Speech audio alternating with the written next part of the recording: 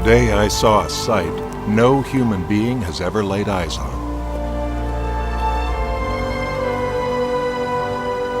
A region in the great Alaskan wilderness laid bare by a volcanic eruption. The utter devastation will make further exploration difficult. My team and I are running low on supplies. This evening I have left base camp alone to do some scouting. I have not seen an animal or any living creature since entering the blast zone. Tomorrow we hope to send an expedition out from the base camp.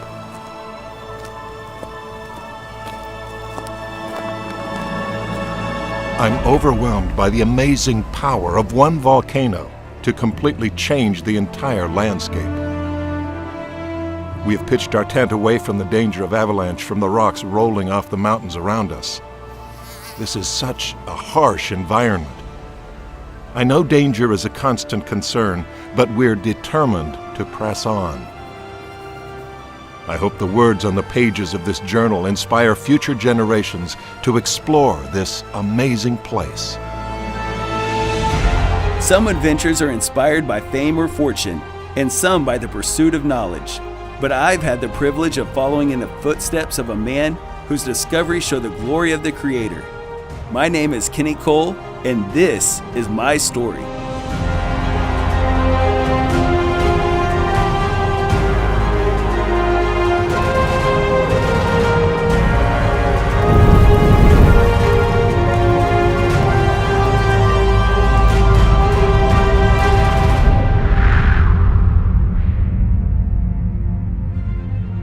On June 1st, 1912, earthquakes were beginning to rock the little Indian village settlement of Katmai Village. Soon, families from this area would flee for their lives. The village was located on the Alaskan Peninsula across from Kodiak Island. Late in the evening on June 5th, observers at Cold Bay, 40 miles to the southwest, saw that the northern sky had turned black. Something big was about to happen.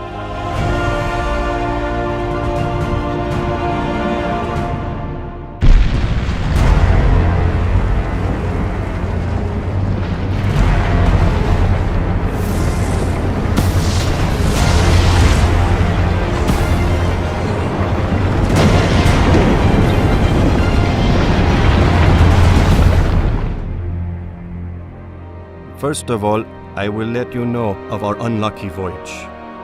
I do not know whether we shall be either alive or well. We are awaiting death at any moment. Of course, do not be alarmed. A mountain has burst near here, so that we are covered in ash, in some places 10 feet and 6 feet deep. All this began on the 6th of June. Night and day we light lamps. We cannot see daylight. In a word, it is terrible, and we are expecting death at any moment. And we have no water. All the rivers are covered in ash, just ashes mixed with water. Here are darkness, hell, and thunder, and noise. I do not know whether it is day or night. Vanka will tell you all about it. So kissing and blessing you both. Goodbye. Forgive me. Perhaps we shall see each other again. God is merciful. Pray for us. This letter from a native fisherman named Ivan to his wife demonstrated the fear of those living in the area. Kodiak Island heard the blast and saw the ash cloud from 100 miles away. Ash fell for 3 days, covering the area. Another native living nearby, known as American Pete, reported, Mount Katmai blew up with lots of fire, and fire came down the trail from Katmai with lots of smoke. He and a few others immediately fled the town of Naknek. Some fleeing from Katmai village arrived in little boats filled with ash and pumice from the eruption that began on June 6th. They told stories of how they'd escaped hot rocks being hurled down from the sky. The darkness in Kodiak was so thick during the day of June 8th, it was impossible to see a lantern held at arm's length. The people of Kodiak Island were overcome with fear because they knew the horrible stories of the great eruption of Mount Vesuvius on Pompeii. On the afternoon of the 8th, they boarded the ship Manning and headed out to sea. The boat anchored outside the harbor, and with 500 people on board, there was hardly room to stand or move around. There they stood on the deck of that ship, hungry, thirsty, and scared for 2 days. People in Juneau, 750 miles away from the volcano, heard the eruption about an hour after it occurred. Nobody knew what was happening. For 2.5 days, tall, dark columns of ash and poisonous gases spewed into the air. Back on the peninsula, a river of superheated gases, ash, and volcanic material flowed from Novarupta, instantly killing all life for over 50 square miles and flattening the valley into a wide plain. Volcanic deposits averaged 656 feet thick in some places. Because of the remote location and the harsh wilderness left behind, Novarupta lay unobserved by human eyes for almost 3 years. That changed in 1916 when National Geographic sent in a team led by a Christian man by the name of Dr. Griggs. Dr. Robert Fisk Griggs was born in 1881 in Columbus, Ohio. He was the son of the engineer who built the Griggs Reservoir and Griggs Dam. He attended both Ohio State and Harvard. Later, Dr. Griggs was a professor of botany at the University of Ohio. The Griggs home was described as a citadel of Christian values based on love, fidelity, and truth. At the time of the eruption, he'd been doing a study of kelp along the Katmai coast. Wanting to study how plants would recover after a catastrophe like the volcanic eruption, he assembled a team of explorers. In total, Griggs led 3 expeditions funded by National Geographic. Their team faced many dangers like quicksand, pumice storms, and a treacherous climb up the caldera of Mount Katmai. Once in the middle of the night, high winds destroyed their base camp and lifted Griggs into the air only to drop him further down the valley, as the rest of the team fled for safety below. During their expeditions, Griggs and his team, sometimes including his wife Laura, documented the events of the eruption and mapped out the area. Their missions were such a success that Gilbert Grosvenor, the president and chairman of National Geographic at the time, said, "Every member of the organization may thus derive considerable satisfaction that he or she has assisted to bring about such important additions to our knowledge of the young and active planet upon which we live."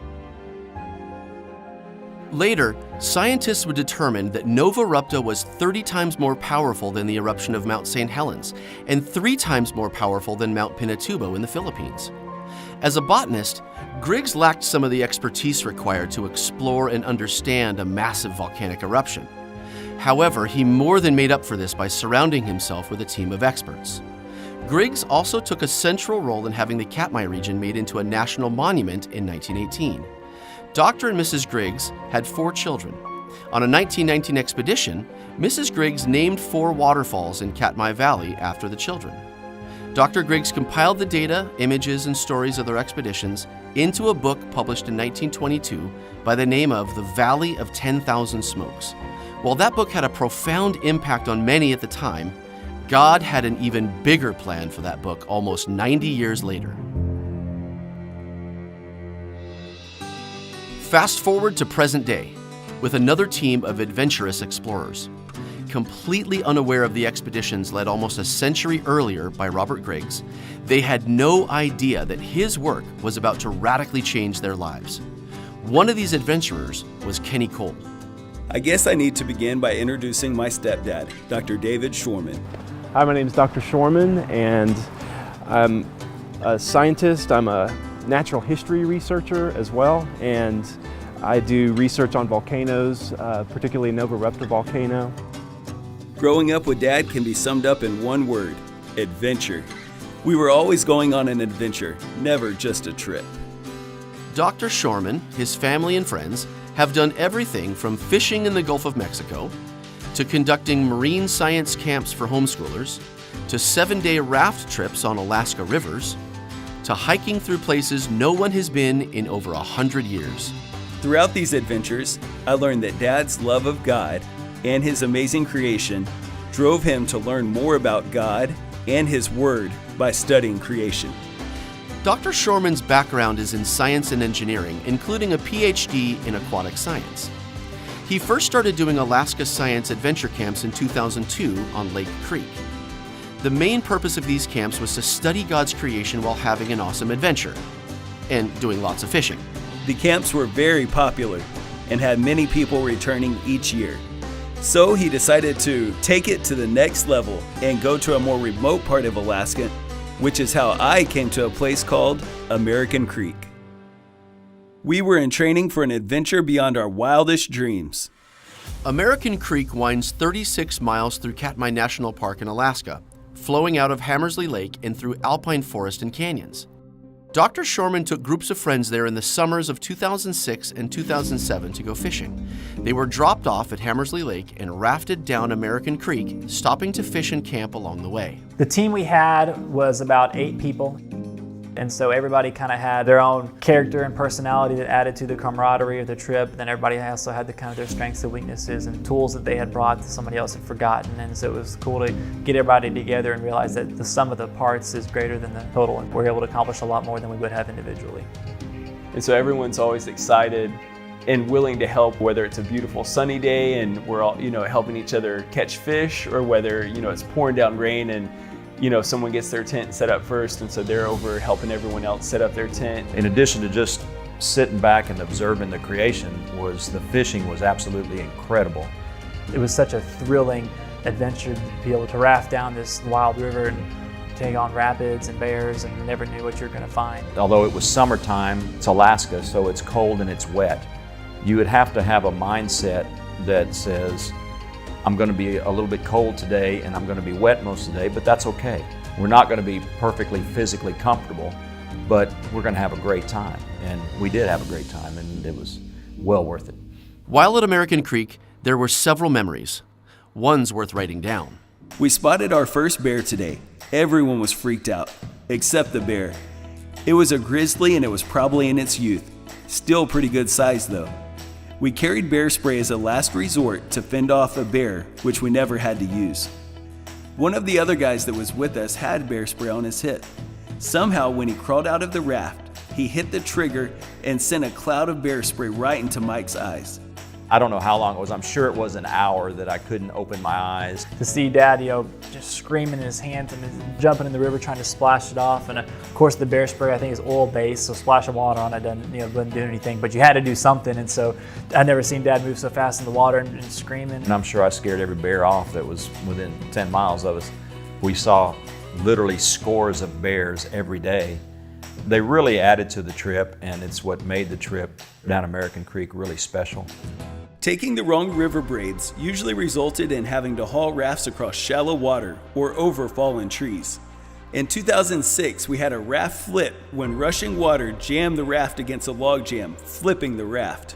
One of the biggest challenges was actually navigating the river itself. There wasn't just a ton of water flowing through it, so everybody had to get out and pull the raft across the rocks. Or we'd come to a place where the river would shoot off in 5 different directions. We called it going to the braids. So you have to stop and send scouts to go scout out the different paths and figure out which way had the most water flowing through it so we could flow through it easier, so that would kind of slow you down.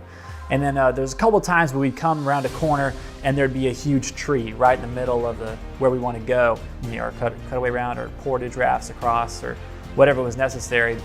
While American Creek was fun, God had bigger plans for us.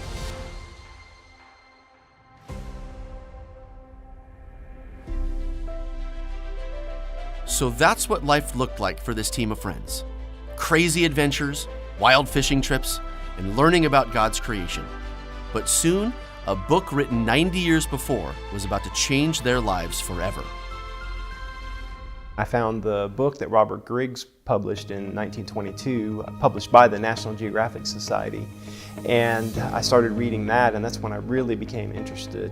And the more Dr. Shormann read, the more he realized the importance of Dr. Griggs' expeditions. And there was a figure in there that particularly drew my attention, and it showed basically the eruption of Novarupta, and it was like a cross-section through the Valley of 10,000 Smokes, and so it had a layer there of the Novarupta volcanic material that was deposited in the valley, and then beneath that some glacial action, and then beneath that a huge layer of sedimentary rock called the Naknek Formation, and then beneath that magma layer and granite layer. And I just saw that, I was like, that's creation, flood, ice age, present day conditions. That's the whole pattern there. And so, not only was it Novarupta a great evidence of catastrophism, it was a great evidence of just the whole story that's in Scripture from creation to now. And it was then that the goal became clear. God was calling Dr. Shormann to relive the adventures of Robert Griggs and use the expeditions for his glory. Well, my motivation in making the trip was just to see it, and just because of the creation, flood, ice age, present day condition pattern that was there, and then the comparison of this major catastrophic event at Novarupta with the major cataclysm of the flood. I just really wanted to see that with my own eyes. That adds some credibility to it when you actually get out there and put your hands and feet to it and experience that, and then go and tell others about it, rather than, me just writing about Novarupta and not ever have been there. Have some photogeologic evidence of the event. When Dad shared this story, I knew I wanted to see it for myself. I read some of Dr. Griggs' book and kept thinking how cool it would be to go there and see it 100 years later and find out what had changed. I'd say that was the main reason that I wanted to go, is to try and accomplish the same things he had. Before I visited Novarupta, I read Dr. Griggs' book cover to cover, read some other research papers about the area, so I knew something of what I was getting into. Soon, Dr. Shormann assembled his team. It would comprise some of the same crew as their trip to American Creek. His stepson, Kenny Cole, who, by the way, had recently had a hairline fracture in his neck, a broken ankle, torn ligament, and dislocated elbow. Could he make such a physically demanding journey? Mike was the seasoned team member who'd been on many trips with Dr. Shormann. John, his son, had miraculously recovered from recently breaking his back, and this trip was the ultimate test of his physical therapy. Joel was a young and accomplished explorer, and Tommy was just there for the thrill of adventure. We had the same team as the American Creek trip, so we were all used to each other and knew our strengths and weaknesses. We sat in the lodge and talked about the fact that this was going to be more extreme and more demanding on us. We knew God had prepared us, but it was a little humbling and a little stressful to know we had to rely so much more on each other. But we were committed, because through the things Dad had shared about the volcano and the evidence it left behind, we knew we would see more of God on this trip. Because of a previous commitment, the team broke up into two groups. Dr. Shormann and Kenny would leave first, followed a day later by the others. Kenny and I went together, and then the Boryaks and Joel and Tommy, they came as a separate group. But we got out there the day before them.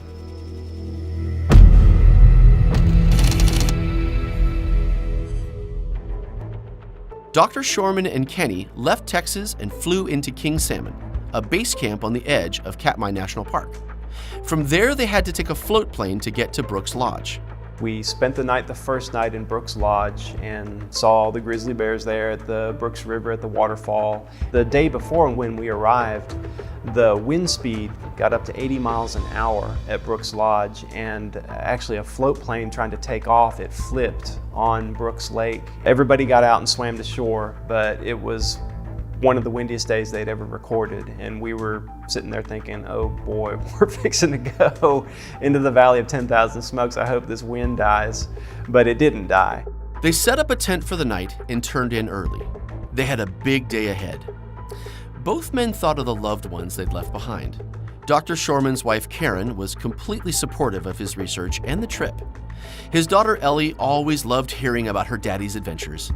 Both were at home in Texas praying. Kenny's thoughts drifted to Ashley, a girl from Hawaii that he had been dating.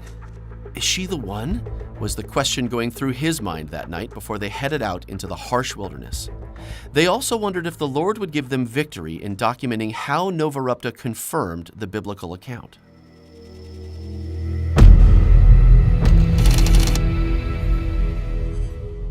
The next morning, Kenny snuck out early to hike over to Brooks Lodge for a last big breakfast. After packing up, they took a 23-mile bus ride from Brooks Lodge to the Three Forks Overlook and Robert F. Griggs Visitor Center, which borders the edge of the Valley of 10,000 Smokes. They took a little time to look through the visitor center. This is the end of the line for most people. But to get to Novarupta, Dr. Shormann and Kenny set out into the blast zone. Their goal was to reach some small cabins at the base of Baked Mountain, 13 miles away. I was expecting Novarupta to be a whole lot more similar to the American Creek trip than it was. It didn't occur to me that we were actually going to see such devastation. They wanted to reach the west side of the Valley of 10,000 Smokes and spend their first night in the valley at the base of the Buttress Mountain Range, which sits 3,356 feet above sea level. Even though we were out of the main valley, the tent still was getting whipped the whole night long by wind.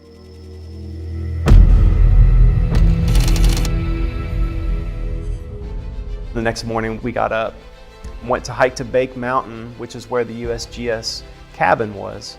And as we started to hike across the Valley of 10,000 Smokes, the wind started to pick up. By the time we got to Baked Mountain cabin, the wind was so strong, it was picking up 1 to 2 inch pieces of pumice. And it was like a little tornado of pumice would be coming. You could hear it coming. And we would just have to stop, put our heads down, and just kind of cover up like that and wait for the storm to go by, turn our backs, and then when it would stop, we'd get up and hike some more. The team described the sound of these pumice storms like a freight train. They would hear the sound start way out in front of them and then get closer and closer. Hang on. It was probably about every 5 minutes. Just a big group of pumice would get picked up and just carried along. So a pumice storm is hard to explain if you've never necessarily been in the situation. It's a lot like a hailstorm, but with kind of really, really light but hard, sharp rocks flying horizontally at you.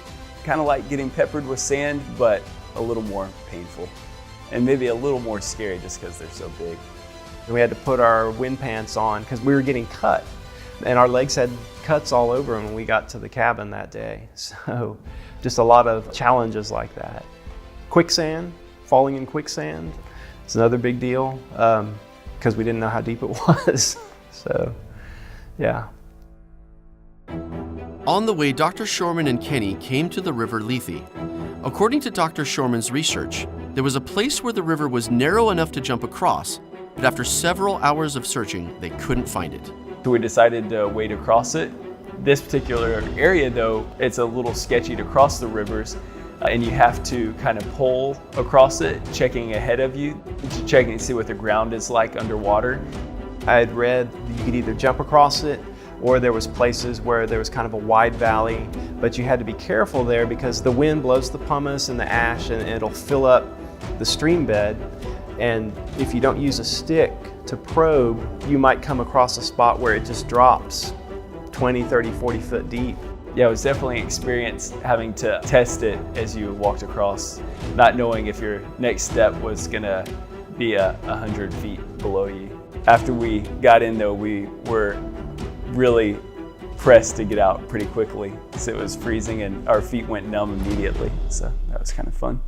While Dr. Shormann and Kenny were crossing the river Lethe on their way to the cabins at Baked Mountain, Mike, John, Joel, and Tommy were starting their journey from the Three Forks Overlook and Robert F. Griggs Visitor Center out into the Valley of 10,000 Smokes. And that's where all the tourists got off and we're standing on the overlook, walkway, just looking out. That looks like the craziest thing ever. And then we're in the back, putting on our backpacks, and then we start hiking off into that, and they're just like, what are y'all doing going out there? At first, it was still, as we're kind of descending into the valley, there were still some plants and some trees and brush.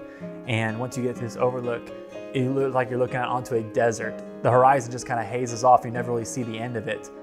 When we were on American Creek, everything was lush and green, life everywhere, bears, fish, eagles, hawks, wolves. And then when you were in the Valley of 10,000 Smokes, the site of Novarupta, there was nothing. You wouldn't even see birds flying. Very little, if any, plant life. It was the antithesis of American Creek. Couldn't be any more different. Anywhere you go in the world, there's gonna be just little bugs and ants or birds or something there. Here, there's nothing. There's no ants, there's no little crawling anything on the ground. There's nothing flying over. It's completely desolate. There really hadn't been much change since Dr. Griggs had been here. The changes between Griggs' expedition and our expedition, other than the fact that the fumaroles had calmed down and we didn't see very many fumaroles, there was a little bit along the edge of the valley, there was plant life starting to come back. While there was life along the edges of the valley, Joel was surprised by how empty the valley looked. I just thought I was walking on the moon, or I don't know, someplace else. It just had a very, very different feel, totally different than anything I had seen before. And this desolate terrain made hiking tough. Back at the River Lethe, Dr. Shormann and Kenny were observing the river flowing through a massive volcanic deposit. While crossing the rivers were a formidable challenge, they also provided some great lessons, such as the stream power law. This equation is used by many scientists to determine the age of a stream or river. It takes into account the rate of erosion, the hardness of the material the stream is flowing through, the size of its drainage area, and the slope of the water flowing. Supposedly using this equation, scientists can figure out how long a river has been cutting through its riverbed. But the problem is this equation assumes that the processes we see working at a particular river are consistent. This canyon was cut through material deposited by Novarupta in less than 5 years. But present erosion rates are hundreds of times slower. This demonstrates that uniformitarian dating for many streams could be way off. As Dr. Shormann and Kenny continued toward the baked mountain cabins, they faced their own battles with pumice. There's nothing like walking through the middle of the desert basically with a 50-pound backpack and pumice flying in your face for an hour and a half. Kenny and Dr. Shormann arrived at the base of Baked Mountain. While Kenny and Dr. Shormann were safe inside the Baked Mountain cabins, Mike remembers hiking to the first night's camp in the foothills of the Buttress Mountain Range. We had agreed to meet Dr. Shormann at a USGS cabin that was marked on the map. Well, of course, none of us had ever been there, just it was a dot on a map. And this pumice storm kicked up and just started sandblasting us. It was too much, we just couldn't take it. You know, we took shelter up in the foothills just out of the valley the first night. And made camp there. And this was my first time I'd really camped out that far from anything. And of course, the valley really gave us a lot of protection that we were in, and we were up behind kind of a sand dune kind of thing, and so we had some protection from the wind. But the wind was just so harsh that first night that I remember waking up, it seemed like every 30 minutes, just thinking, man, I could be blown away here. And it's like, that's what it felt like to me. I was gonna get blown away. And just remember, I'd wake up and like, oh God, you know, just please keep me alive through the night.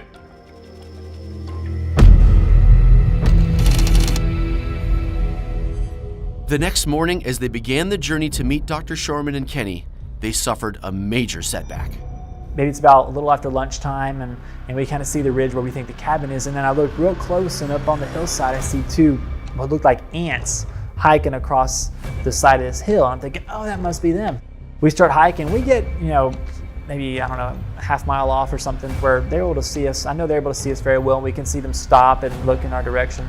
So we're thinking, oh, good, he sees us, he'll probably wait for us now and wait till we can catch up. And then he just keeps walking. I'm sure he wants us to go follow him to wherever he's hiking to.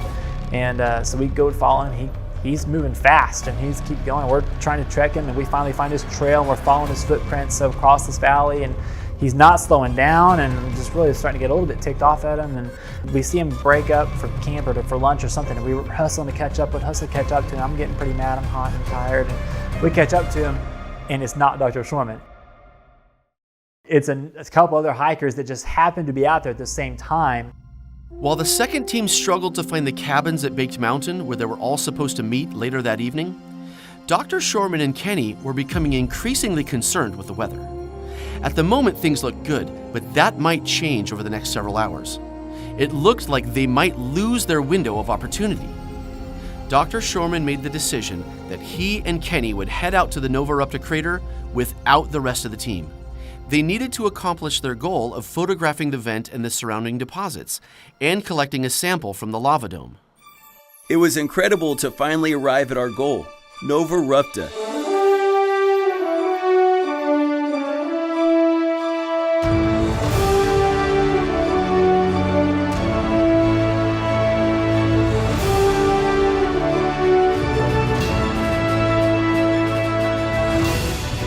As we walked around this lava dome, we couldn't help but wonder about God's amazing power.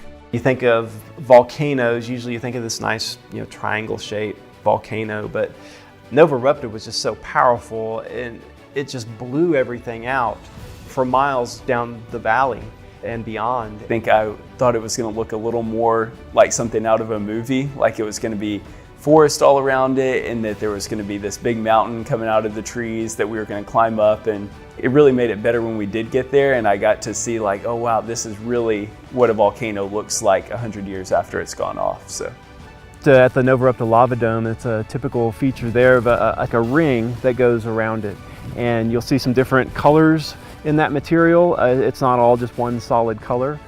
Just different levels of oxidation of the iron a lot of times is what's causing those changes, and the concentrations of iron in the material. So what exactly happened here on June 6th through 8th of 1912? In Psalm 104, verse 32, it says, "He looketh on the earth, and it trembleth. He toucheth the hills, and they smoke." God is so powerful that a simple touch of his finger and an eruption like this can completely eradicate a landscape and create a completely new one. Mount Katmai is located 6 miles east of Novarupta. Somewhere near Novarupta was a shallow magma chamber filled with molten rhyolite and dacite. A second magma chamber of dacite and andesite was centered beneath Mount Katmai.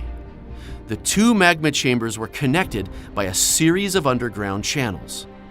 At 1 o'clock in the afternoon of June 6, 1912, or possibly earlier, rhyolite began spewing and oozing from Novarupta's vent. As the shallow chamber near Novarupta drained, Mount Katmai's chamber started to flow into the void and out Novarupta.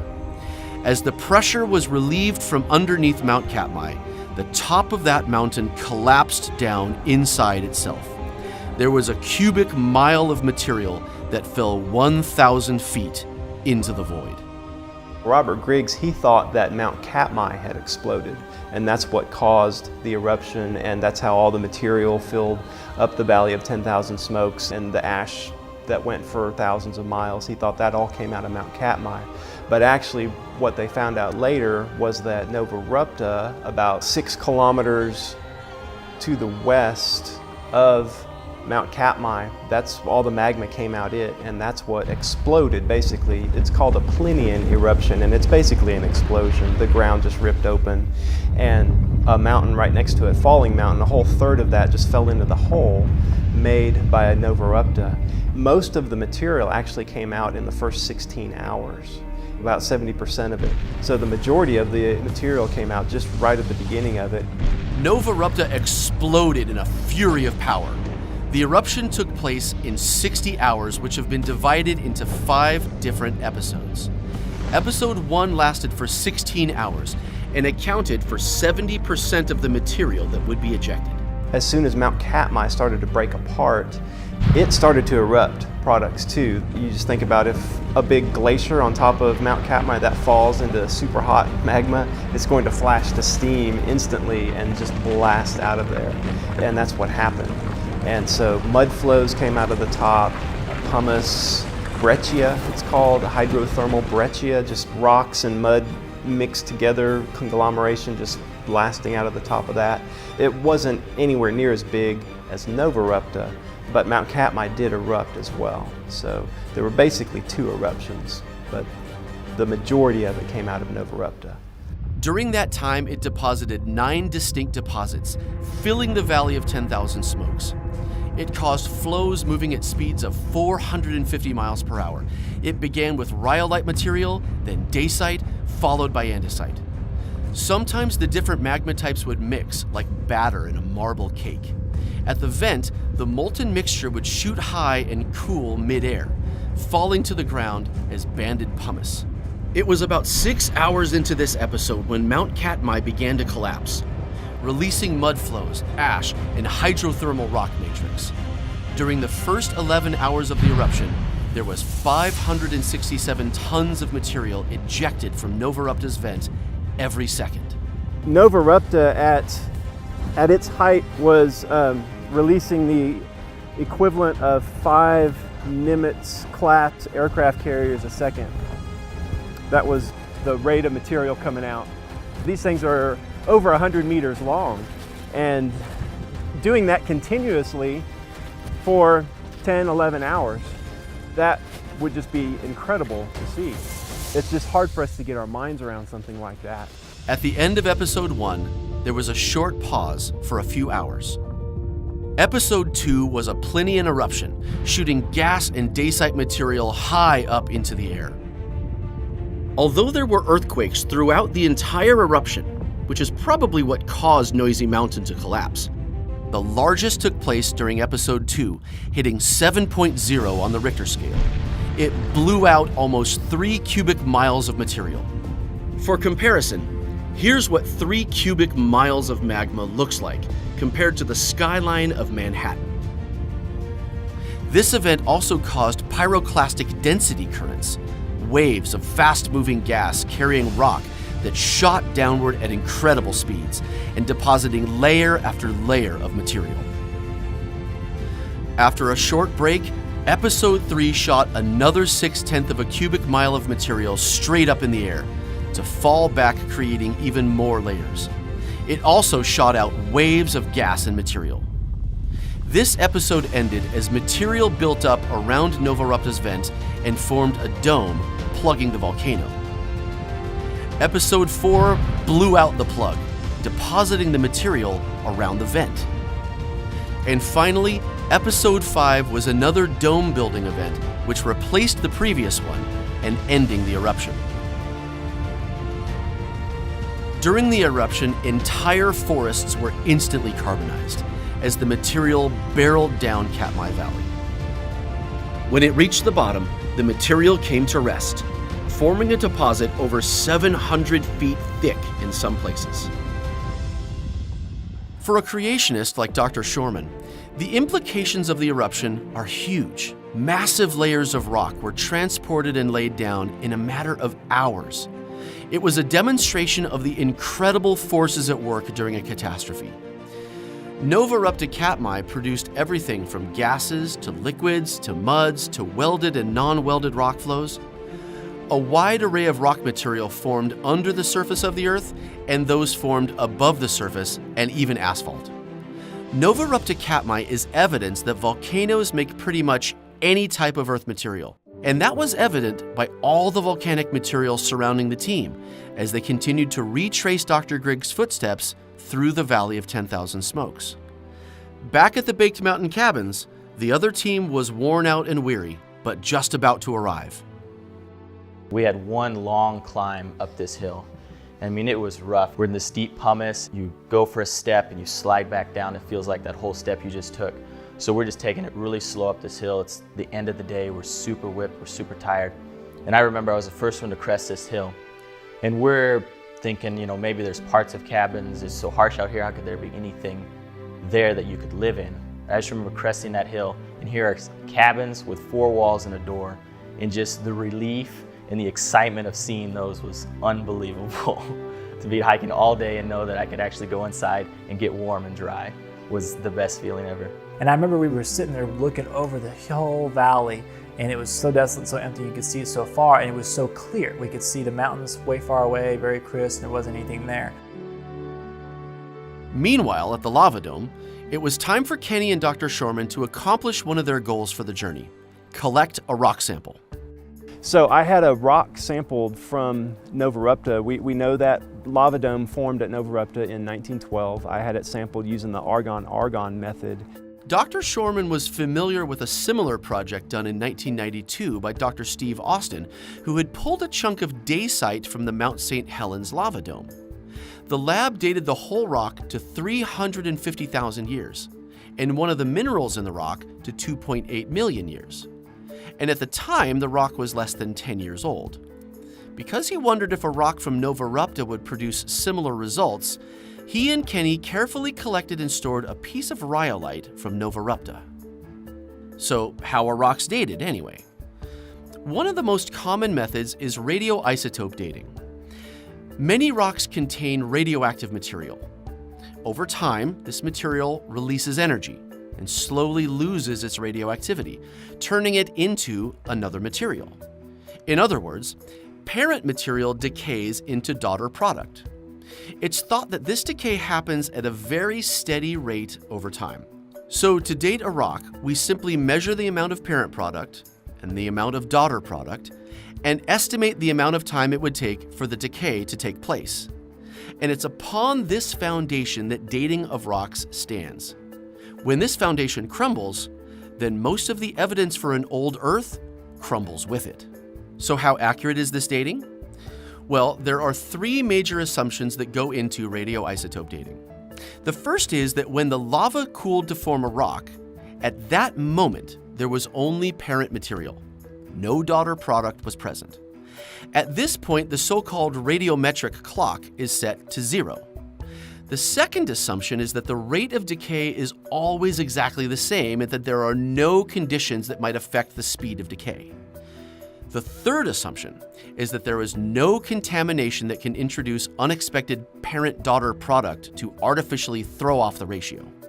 So are these assumptions correct? In 1997, the Institute for Creation Research led a team of scientists in a research project known as RATE, which stands for Radioisotopes in the Age of the Earth. The team consists of 8 geologists, physicists, and others. They collected samples, carried out experiments, and published their results. It was a blow to radioisotope dating. They established the case to show why radioisotope dating does not work. In their research, they proved that all 3 assumptions were wrong. We cannot assume the radiometric clock is set to 0 when the rock forms.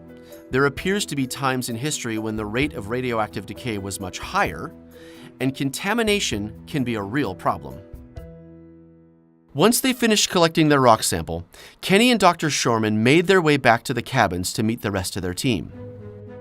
Here at the base of Baked Mountain is the very place Dr. Griggs spent that horrible night, almost 100 years ago, when his team had to flee down the valley, their base camp was destroyed, and when Dr. Griggs had been lifted into the air by the strong gusts. Almost a century later, Dr. Shormann's team's night was mixed with deep sleep and being woken by pumice slammed against the metal sides of the cabin. The following morning, we woke up and our sleeping bags inside the cabin were just covered with, looked like you picked up handfuls of sand and just poured it all over us. It was really amazing to see these massive deposits, but I've got to admit, sometimes my mind was elsewhere. I had met a girl in college and I had been pursuing her for 6 months before I went to Alaska. Her name was Ashley, and while we were on our trip, she was finishing up her summer in Hawaii with her mom. We'd been together every day that summer, and I already knew that I wanted to marry this amazing woman. I volunteered to carry the satellite phone, and everybody originally thought that that was a great idea since it would just be more weight in my backpack. But I had other plans for the phone actually, and it was basically our only means of communicating with anyone out of the valley. And so if anyone was to get hurt or if we were needed to be picked up early or anything like that, that was the only means we had to contact them. But I had, at the time, and what I still think is was a more important reason to use the phone than that. It was my lifeline to keep in touch with Ashley. During that trip, I felt like I needed to call her a few times to check in and tell her hi and that I was thinking about her. So being separated for almost 2 weeks was not going to be easy.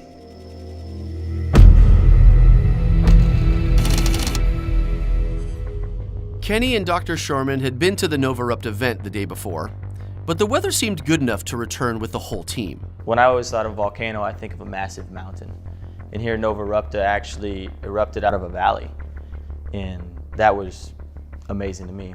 As they hiked toward the vent, they couldn't help but think about what had happened here almost 100 years earlier. There had been hot, gas-filled material spewing from the vent and filling the valley, sloshing hundreds of feet up the sides of the surrounding mountains. But there wasn't just rock coming from the eruption. In Genesis chapter 7, verse 11, it says, "In the 600th year of Noah's life, in the 2nd month, the 17th day of the month, the same day were all the fountains of the great deep broken up, and the windows of heaven were opened." What were those fountains of the great deep? Did you know that one of the main things ejected during a volcanic eruption is water? Where does this water come from? It appears to be stored in deep reservoirs below the Earth's surface. The scripture describes the fountains of the deep bursting forth. You can just imagine us spewing out of not just water, but other materials like the rhyolite materials that filled in the Valley of 10,000 Smokes. At high pressure and temperatures, water no longer acts like a gas or a liquid. At this point, water becomes very corrosive and can eat through rock. It was probably this corrosiveness of supercritical water that helped eat away the material under Katmai Peak, causing it to collapse. One thing about a volcano is that magma comes up from underneath and pressure starts to build up. And as that magma becomes more and more shallow, it starts releasing a lot of its gas. And that pressure that builds up, eventually that can find a crack or break through. And if water is above it, if say there's a glacier above it, the glacier starts to melt and that water starts to seep down in and hits the hot magma, that expands as a gas as well. And then you can end up with this just explosive, sudden event. Water comprised 60% of the material issuing out of Novarupta's vent during the first 11 hours. And with that, it transported mass amounts of material from the volcanic vent and deposited them here. One thing we can see there is just this massive catastrophic event that happened, and that helps us get our mind around the flood and the global cataclysm, that Genesis describes in Genesis 6 through 8. And I think a lot of people have said, stuff this big couldn't change this fast. And to go out to Novarupta and see exactly how much climate change and devastation can occur in the matter of a few hours was kind of physical evidence for me, as showing just how devastating Noah's flood could have been and how fast it could have changed everything in the world. To think of a flood on that level of catastrophe. After investigating the Novarupta vent and taking pictures, they started out on the 6-mile hike to Mount Katmai. As they climbed, a thick cloud bank moved in, drastically reducing visibility. Reluctantly, the team abandoned the climb. Photographing and researching Mount Katmai was part of Dr. Shormann's mission to show more about how the eruption caused such catastrophic layering. For now, it felt like defeat. But Dr. Shormann realized he'd have to save it for later. We attempted to hike up to it and the weather wouldn't let us get there. And in fact, we attempted twice, 2 days in a row, and the weather was just bad and we couldn't make it up there. And so that was kind of disappointing. Not being able to make it up to what we called Crater Lake was disappointing the couple times we tried. Never able to make it, so I have to be satisfied with pictures for now. Not only did the team have to make the hard call not to climb Mount Katmai, but soon they realized they were lost. Dr. Shormann's GPS had died, and Mike had left his back at the cabin. They couldn't see far enough ahead to make out landmarks, and they became confused. They realized they'd been heading the wrong direction. Likewise, all the moisture in the air had caused their camera to stop working, which left Dr. Shormann with no way to document the trip. Had they lost all of the photographic documentation they'd already gathered over the past few days? They decided it was time to stop and strategize. It was stolen moments like this that Kenny saw opportunities to sneak away. I made another call to Ashley. It's so good to hear her voice, and I love sharing all that we were experiencing out here. The problem is the time we were on the phone goes by so quickly, and I noticed today the battery is running low. I have no idea how much time is really left, and we are still a few days away from our pickup point and miles from any help. I have been praying when to tell the rest of the group, and I know that means no more communication with Ashley until we are back on the plane home. And it turns out that I talked to her a little more than I had planned on, and by the end of the trip we didn't have any more battery left in the satellite phone, which I think made a few people pretty nervous. But Eventually, the weather cleared enough to get their bearings, and they began the trek back to the Baked Mountain cabins. By God's grace, the camera began working again. On the way back to the cabins, Mike and Dr. Shormann decided to take the lower route. The younger men decided they would take the hour-long hike up to the top of Baked Mountain. At an elevation of 3,500 feet and 1,000 feet above the valley below, they found fossilized clams. There are marine fossils found on just about every mountain in the world, including the tallest, Mount Everest. Are these fossils left over from the Genesis flood? While Kenny, John, and Tommy were up on Baked Mountain, Dr. Shormann and Mike were traveling the lower route below, the very same one that Dr. Griggs had followed when he first discovered this amazing valley. It was on July 31st, 1916, that Griggs left Donovan Church at the base camp because Church had eaten too many flapjacks. With Lucius Folsom at his side, they made their way along Katmai Pass. As Griggs looked out over the valley below, he decided it was time to return back to camp. But then a puff of steam from a small fumarole, a volcanic vent, caught his eye. That's when they spotted another larger fumarole out in the distance, and they kept moving forward.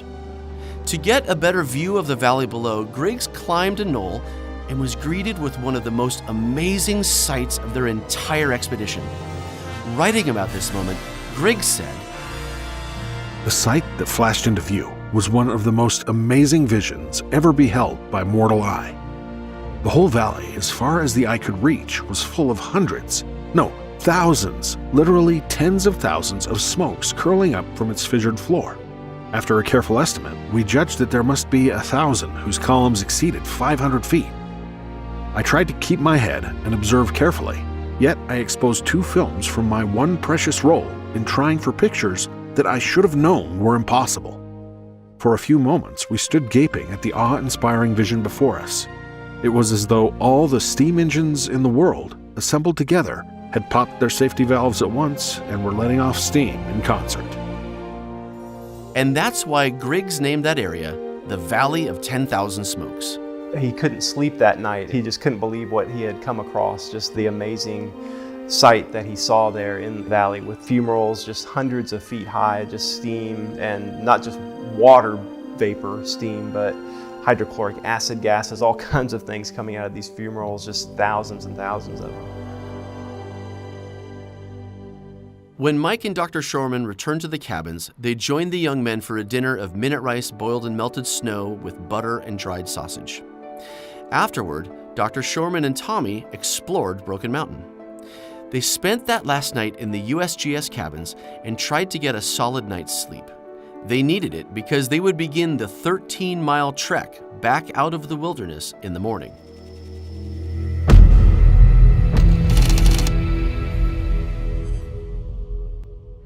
During this journey back to the Three Forks Overlook, once again the team crossed past the foothills of the Buttress Mountains. Unfortunately, Tommy was starting to feel sick. Dr. Shormann knew time was ticking to get him back to a warm shelter for the night. As we continued our journey, there were many times we felt weary. You know, when you have a 50-pound pack on your back and you're hiking, it's like hiking along the beach in the sand there. So it's, every step you take, especially if you're going uphill, you slide down half that step. So it's just really strenuous and hard. Basically walking through the beach every day and just having to keep going forward because you really can't stop. Just as the team was getting closer to their destination, they encountered another challenge as they once again faced the River Lethe. This time they found a place where they might be able to make a dangerous leap across. So we walk up to the edge of this river and it would drop off down where the roaring river was going below. There's no way you can cross this chasm where the river is. And so we're just thinking, wow, we have got to get to the other side of this river somehow. We found a good spot to jump across and we just had to make sure and time that correctly. So we all kind of take our backpacks off and one guy, takes a big leap across and is able to get across, and he catches the backpacks of everybody else, and everybody just kind of took turns leaping. And I was pretty confident we could make the jump. I wasn't too worried about it, but you had to kind of have it in the back of your mind, if we get caught up in this river, 100 feet downstream, it drops off and we're not going to live through that waterfall and the rest of the valley. So we really need to make this jump, well. And I think if we slipped, it would not have turned out very well for any of us. So that was a little bit nerve-wracking and had to think about that one, but we were able to get a jump across. Everybody made it okay, so we got all suited up again. It was places like here where the River Lethe had been cutting through the material that the team could document the deposits being spewed out by the eruption.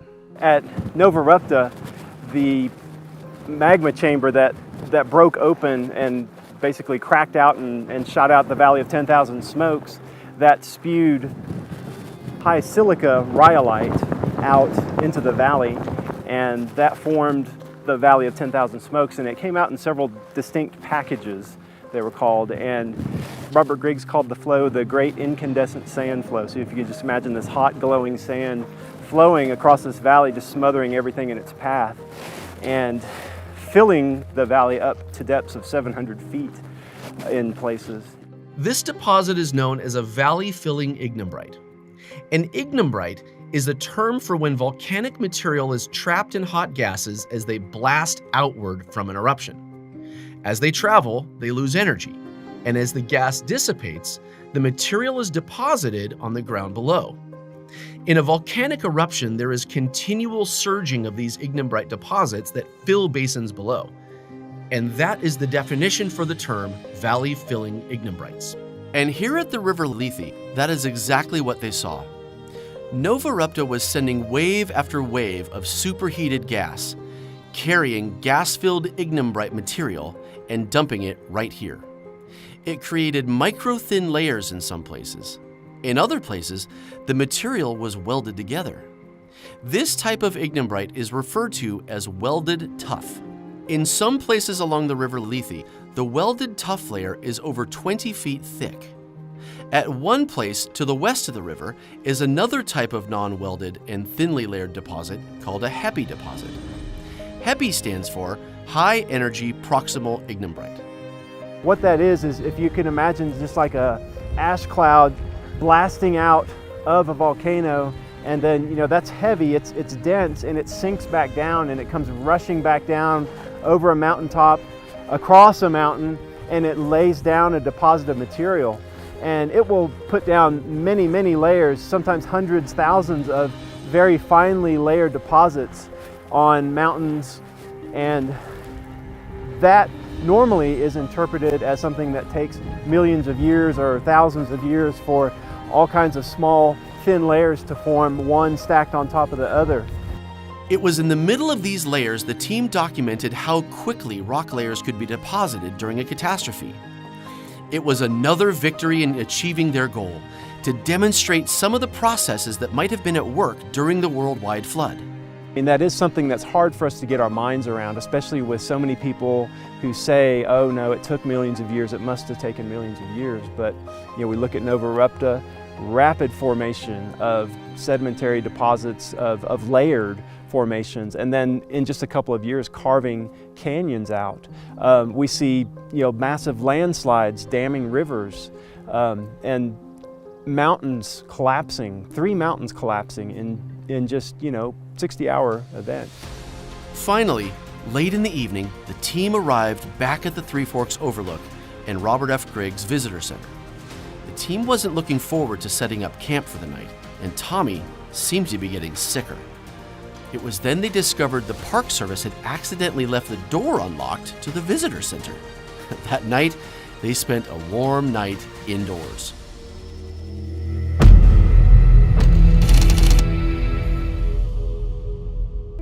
The next morning, the team was up and out of the visitor center before it opened to the public.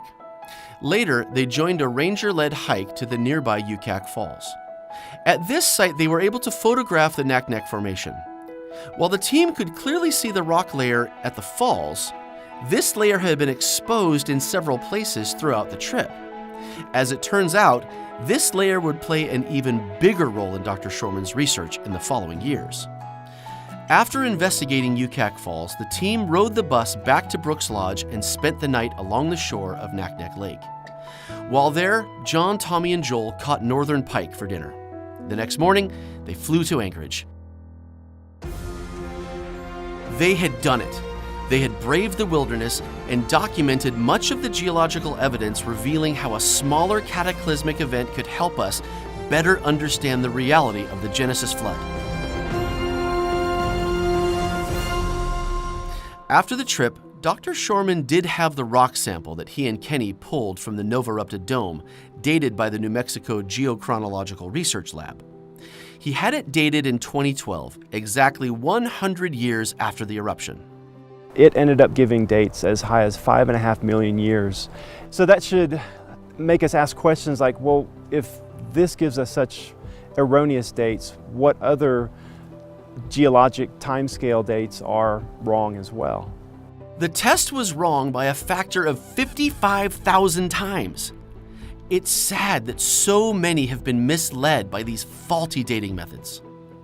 Multiple times this has happened where scientists have taken rocks that they know were formed out of a volcano and solidified at a certain time, and then had the radiometric method done on those rocks also, and the differences are just massive, just like we had at Novarupta. Novarupta is not the first time that's happened, the sample that I tested there. So it makes us question other dates that have been given at Novarupta. For example, Garnis Curtis believed the rock underneath the Novarupta lava flow was 150 million years old. Recently, another expert claimed that they're 10 to 20 million years old. So it seems that we discovered again what many creation scientists have already known: radioisotope dating completely fails. Therefore, Christians do not need to be intimidated when scientists use radioisotope dating to question the validity of the Bible. And it makes the age of the earth an important issue. Reading Ephesians says, by grace we're saved through faith and not of works. So it's not that we have to study earth a certain amount in order to get saved. That would mean that salvation is works-based, and that's not what Scripture says. So it's not a salvation issue. But I do think it is a gospel issue in that we can do damage to the gospel story. I mean, the gospel begins in Genesis and with creation, and God tells us to take dominion. While the first expedition was a success, Dr. Shormann had not completely achieved the goal. He documented all of the rapid deposits from the eruption and demonstrated the processes that might have been working during the flood, and had shown the problem for radioisotope dating. But he still needed to establish the biblical history found in the layers at Novarupta. That February, I proposed to Ashley at a vineyard in College Station, Texas. She said yes, and we were married that August in Kauai. Not long after that was when I got word from Dad that he wanted to do another expedition to Novarupta. Only this time the route would be much more uncertain, since no one had been there since Dr. Griggs. Ashley immediately said it was way too dangerous, and there is no way I would be able to carry enough satellite phones with me. So she said the only way was for her to come with us. I was so excited. We knew there was so much more to discover. God had so much more to show us. No one had explored that area in over 100 years, as well as the fact that no one had ever really explored it in depth at all. Just made it really neat to be some of the first ones to ever step foot out there and to get to see what was really out there. I knew I wanted to go back and explore it some more, and it's just so big, it's hard to get it all in one trip. So we decided to go to the other side of Novarupta, the back side of Mount Katmai, the south side, where there's been a lot less research, a lot less exploration. As far as we knew, we were going to be the first ones following in the footsteps of Dr. Griggs. I definitely used the book as a guide to help us understand where to hike, what interesting features we wanted to see, and just to understand the story too of the whole eruption. I thought, well, obviously there's other people who have done research besides Robert Griggs since 1920s, and so I started looking for more research and started finding out new information that people had found out about the eruption. But Dr. Griggs' descriptions didn't provide the exact routes. There weren't any human trails anywhere. There was no sign of people anywhere, and no evidence that people had done that trip ever, maybe.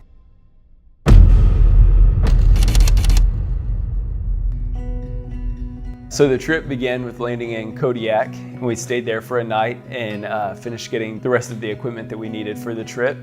I'd always had a hard time explaining just how amazing it was at Novarupta, and this time I was going to get to experience it with my amazing wife. Dad and I never doubted she could do it, and she didn't disappoint. We found it interesting that Dr. Griggs brought his wife on one of his trips. Ashley was hoping to get a feel for what it must have been like for Mrs. Griggs to hike this area 100 years ago. With Ashley coming along, it really placed a whole new emphasis on safety for me, and so I kind of felt a little bit like Safety Sam the whole trip, but it was awesome.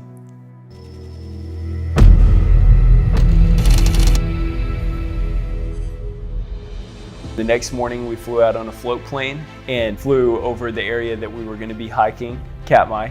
While the plan was to make their base camp at Katmai Lake, the pilot explained to them that Katmai Lake would be too small for him to get up enough speed to take off again after dropping them off. For that reason, they had to land at Dakavac Lake to the south, and then hike to Katmai Lake. During the flight, Dr. Shormann asked the pilot if he knew the best route from Lake Dakavac to Katmai Lake. The pilot burst out in laughter and explained that no one had ever traveled that route before. The pilot said he didn't know that we would be able to make it, and he didn't know of any such route to get from Katmai Lake to Dakavac Lake. Just before it was time to land, the pilot decided that without the weight of the three explorers and the weight of their gear, that he actually would be able to lift off from Katmai Lake after all. But he reminded them that he would still have to pick them up in 3 days at Lake Dakavac, and that they'd have to find their own route. That afternoon, Dr. Shormann, Kenny, and Ashley settled in at Katmai Lake. From there, that was kind of our base camp for the first 2 days. We camped just right off of that lake. When we initially flew in, I would describe it as seeing God almost painted like watercolors. It was like the sand, the rocks, everything in the distance was almost like a brown, orange, purple tint. The crystal clear blue water, or the birds chasing something small that, we maybe couldn't even see, or the birds chasing us, or even just the backdrop of that particular terrain to the sky. It was just, there was something about it that was still vibrant. And then landing and getting off the plane and everything just being so still and so quiet, and never having experienced that before, living in the city and used to lights and sounds and birds and all of that. It was a whole new experience for me.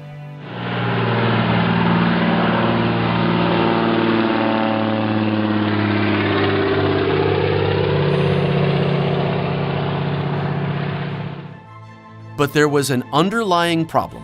I had purchased a pair of boots, hiking boots, before we left, but never tried them on, never got them used to my foot or anything like that. So slipped those bad boys on when we got off the plane and thought I was good to go. And after about 3 hours, realized I had bought the wrong shoes, and I had developed pressure points and bruises like all over my ankles. It was like I had never experienced this before.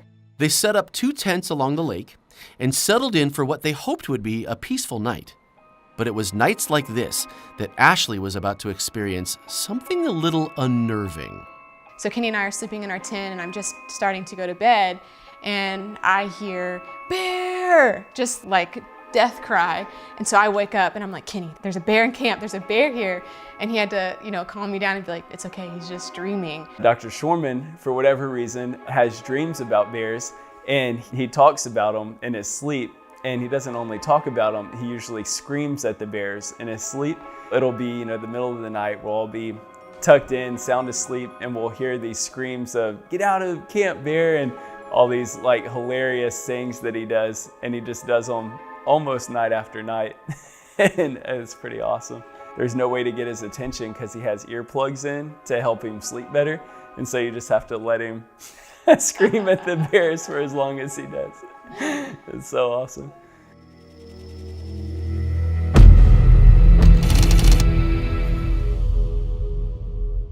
The next morning, Dr. Shormann, Kenny, and Ashley hiked from Katmai Lake into the upper Katmai River valley below. They saw the river cutting through the landside debris from the material that slid down the face of Noisy Mountain. 3 mountains collapsed during that 60-hour eruption, and one of them, Noisy Mountain in particular, it formed a landslide of andesitic material, and it dammed up a lake. That happened in a very short amount of time. This natural dam, according to Dr. Robert Griggs, caused Katmai Lake to grow to 400 feet deep, 210 feet above the present lake level. He wrote that the lake covered at least 950 acres and comprised of 8 billion cubic feet of water. In his book, he points out the natural dam broke just before his team arrived there during their first expedition in 1915. The breached dam released a giant flood of water, instantly carving a channel and excavating around half the amount of material removed to form the Panama Canal. What happened there with the breached dam of Katmai Canyon is important because many creation geologists have proposed a similar possibility for the Grand Canyon. Could it have been that water from the flood was trapped behind a giant natural dam? Then, when that dam broke, it carved the canyon very rapidly. So this may be an explanation for the formation of the Grand Canyon.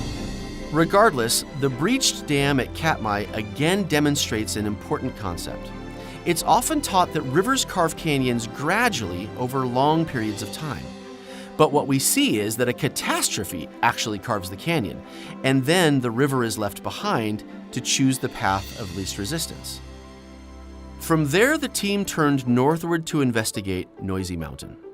Noisy Mountain is an interesting formation. One side is collapsed, 1¼ cubic miles of rock material, possibly during the Novarupta eruption. There's another interesting feature about Noisy Mountain. It appears to have the shape of a tuya. A tuya is a flat-topped volcanic mountain that forms beneath an ice sheet.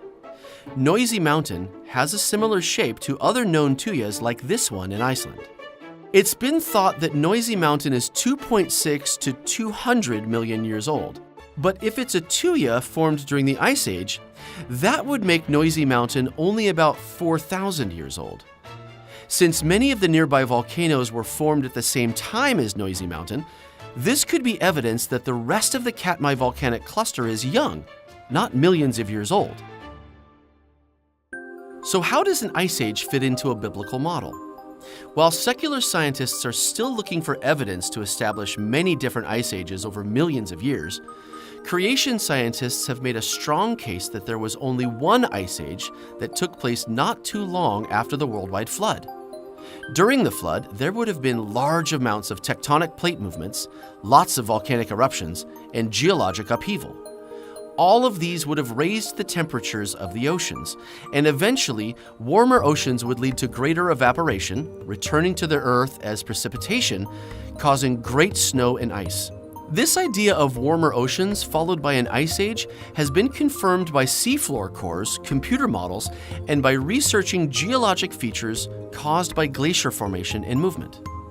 Interestingly, there also seems to be biblical confirmation of the Ice Age when we read the book of Job, thought to be written not long after the flood. Job mentions snow, ice, and freezing winds more than any other book in the Bible.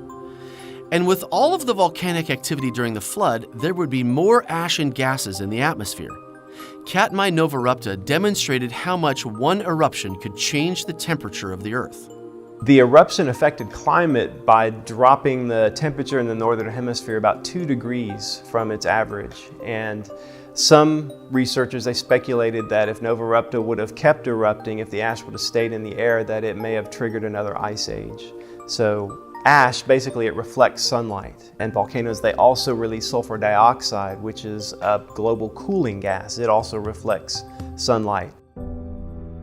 It was also here near the base of Noisy Mountain that the team was able to clearly photograph and document an amazing rock layer that had been around them during both expeditions. It's called the Naknek Formation.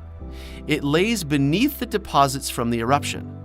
As a matter of fact, it stretches over 1,000 miles from the Alaskan Range in the east all the way past the Pribilof Islands in the Bering Sea.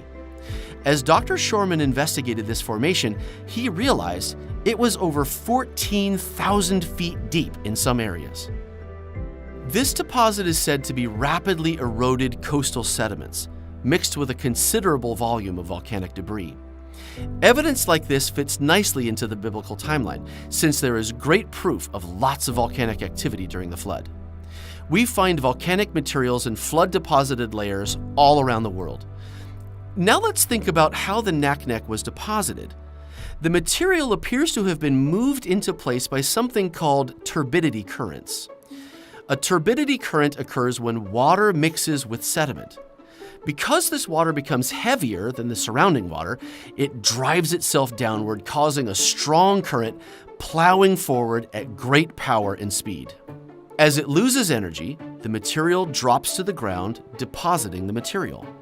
When we look at the Naknek Formation, we see these powerful turbidity currents, and it is on such a grand scale that it speaks of a gigantic force of water. If the layering of the Naknek had been a slow process over a long period of time, we should see signs of erosion in between.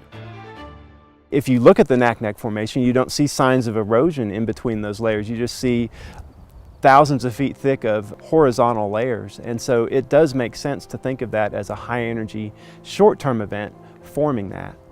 Further, researchers have studied a section of the Naknek Formation from Cold Bay to Black Hills, a stretch over 310 miles long.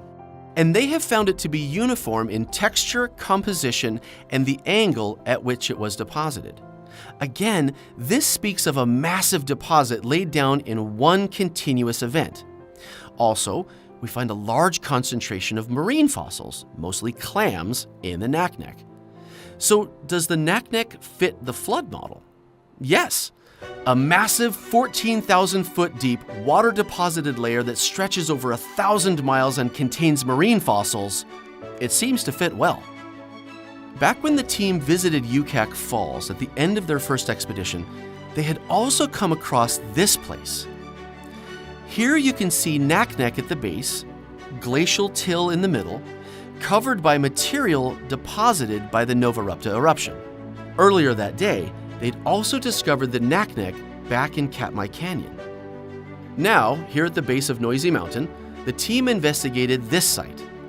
They discovered and documented glacial boulders, and above those were layers of Naknek that had been uplifted after the Ice Age. And so it was during this part of their expedition that they saw the biblical pattern of creation, flood, Ice Age, and present. This was exactly what Dr. Shormann hoped he could accomplish while on this trip. On Dr. Shormann's first expedition, one of his main goals was to summit Mount Katmai, and he had failed due to weather. Now with Kenny and Ashley, they knew this was their chance. As they headed out from Noisy Mountain, they came across a beautiful crystal clear spring flowing from Noisy Mountain. Since no one had been on the backside of Novarupta since Dr. Griggs, it had most likely never been named. So to honor his 10-year-old daughter, Hey, I think we should name this Ellie Springs. What do y'all think? Oh yeah, let's do it. After Ellie? Yeah. All right. Ellie Springs it. Later that afternoon, the team climbed to make it to the base of Mount Katmai. Dr. Shormann was thrilled to get a second shot at making it to the top of this volcano. Unfortunately, Ashley's boot had been cutting deeply into her ankles. Kenny realized that although his wife was willing to make the climb, she was in severe pain. And the weather wasn't cooperating. Finally, the three made the heartbreaking decision to not climb Katmai. We've failed twice now to get to the top of Mount Katmai due to weather conditions. While Kenny and Ashley began making their way back to base camp at Katmai Lake, Dr. Shormann investigated the Princess Glacier. Meanwhile, Kenny and Ashley had come to the Katmai River once again. They had to get across to make it to camp.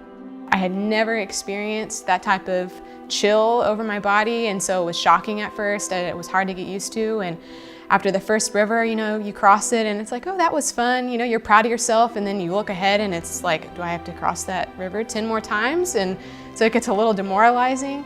Safely back at base camp at Katmai Lake, Kenny pulled out a knife to fix Ashley's boots. Was telling Kenny, either I have to just walk barefoot or you gotta do something about these boots. So he pulled out his pocket knife and cut the top off of both of my boots. And so I had the funniest looking boots you'd ever see in person. It saved the rest of the trip for me. I don't know if I would have finished. That night before turning in, the three of them discussed plans for getting back out of the wilderness. They had a 17-mile hike ahead through a mostly uncharted area that to anyone's knowledge, no human had ever traveled. They had to be at Lake Dakavac by 5 p.m. in 2 days. And although they were doing okay, their supplies were running a little low, and if they missed the flight out, they'd have to wait an extra day for the pilot to return. So the plan was to make it to Lake Dakavac by the next evening, spend the night, and relax and explore the lake. But what they didn't anticipate were all the challenges that were going to stand in the way of making that goal.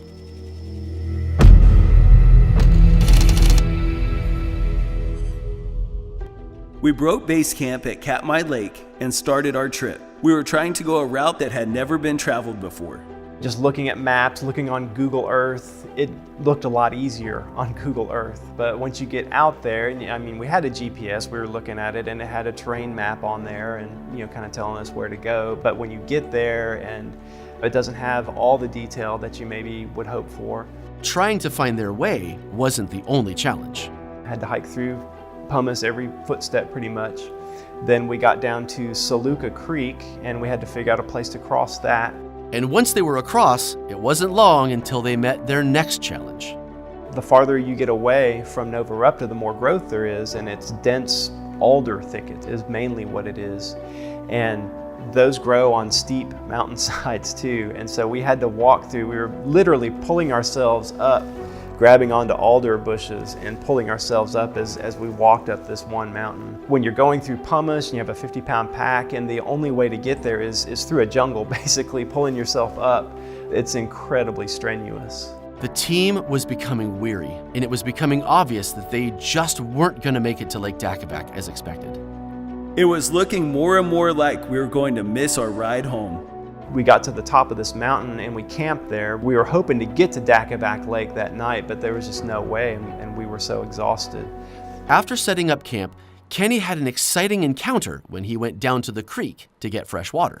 I was trying to funnel water out of this little stream, and I turned around. I was probably 30 yards from camp, and turned around and there was a bear standing behind me only like 10 yards away, like jogging towards me.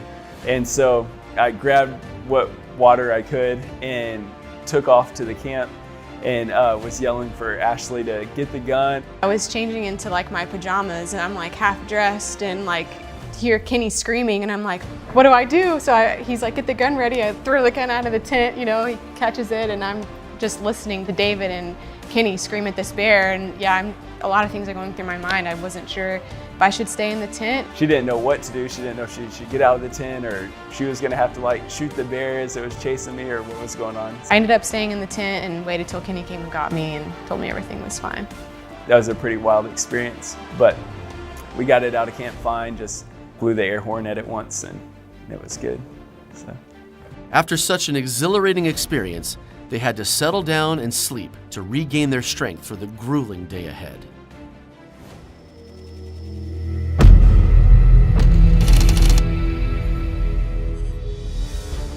The next morning, we woke up pretty sore from fighting the dense forest the day before. But we knew we had to push our bodies forward. We only had a few more hours before our seaplane would be landing in Dakavak Lake. We started hiking down. We thought was a good way, looked at the GPS. It was covered in clouds that morning, so we couldn't see very far. They knew that they had to follow the stream they hoped ran into Lake Dakavak. We ended up on a 50-foot waterfall. And so we're like, okay, we can't go that way. Hiked back up, through all the pumice again, around to another one we thought was good, another waterfall. So we had to hike back up, go around, and we finally found a stream, and we just were like, okay, well, we can't tell for sure on this one either because it's going into a jungle. And we had about 3 hours before our float plane was gonna get there. And we started hiking down the stream and we never hit a waterfall. We had some 5-6 foot jumps we had to make, but we finally got down to the valley that went into Dakavak Lake. They had finally made it. Not only did they make it back to the lake in time to catch the seaplane, but they'd concluded 2 successful missions to Novarupta. They had investigated the volcano, demonstrated how catastrophic processes could shape the world during the flood, established the era of radioisotope dating, and photographed the biblical history found in the rock record. All their work and effort had been a success, and the data they gathered will impact the world for years to come. Our 2 trips to Novarupta were filled with fun and adventure, but more importantly, they were life-changing. It brought Kenny and Dr. Shormann, it brought us together, and it just gave us a lot of great memories and stories. In those harsh conditions, kind of in God's territory, in God's country, makes you kind of realize your dependence on Him, makes you realize how little I am and how much I need the Lord and depend on Him for everything. The eruption of Novarupta demonstrated the power of God. It was incredible to see just how devastating and powerful that eruption was. But then to know that there's a creator behind all of that and involved the whole world that's so much infinitely more powerful was very impactful to me. Every day I woke up and saw these massive mountains surrounding me and just reminded me how big, our God is. Because that mountain's something that's huge to me, but it doesn't compare at all to how big God is. I can read scripture and understand how powerful God is, how omnipotent He is, how mighty He is, but then seeing it in nature too is just incredible. The Valley of 10,000 Smokes has a good way of making you just realize how small you are. And so to be able to just kind of visualize all that, it really puts your life in perspective to the greater things of God going on around you. We read in Matthew 22:29, Jesus told the Sadducees, He told them they were in error because they did not know Scripture very well and they did not know the power of God. We need to study Scripture, but we also need to study His creation and get to know Him better that way. God called Dr. Shormann and his team to explore Novarupta because he wanted to take the life-changing message of this volcano to the world. And now you're part of it. You've heard the stories, you've been presented with the case for creation and the truth of the Scriptures. I think that if a person would go to a place like the Valley of 10,000 Smokes and see what happened there in a matter of hours, and they would truly approach it with an open mind rather than trying to filter it through some of the theories that they'd been taught all their lives, it has to be evidence of how the flood could account for the fossil record, the different terrains and mountain ranges, and even the separation of the continents. It has to be evidence for that. And there was another big lesson the team learned, and it started with their original trips back at American Creek. I think that American Creek reminded me a lot of what Earth would have been like before the fall. Everything was so green and so dense and so alive. While the Bible says God created everything perfectly, it wasn't long until mankind rebelled. Adam and Eve sinned, and that brought death into the world. As a result, there was a curse placed on all of creation. Romans 6:23 says, "For the wages of sin is death." Because we are born into sin through the original curse, we deserve eternal separation from God. But God didn't leave it there. Jesus Christ died on the cross to take away that penalty of death, to take away sin. Just like God designed nature to recover after destruction, He has likewise provided a way for us to be restored.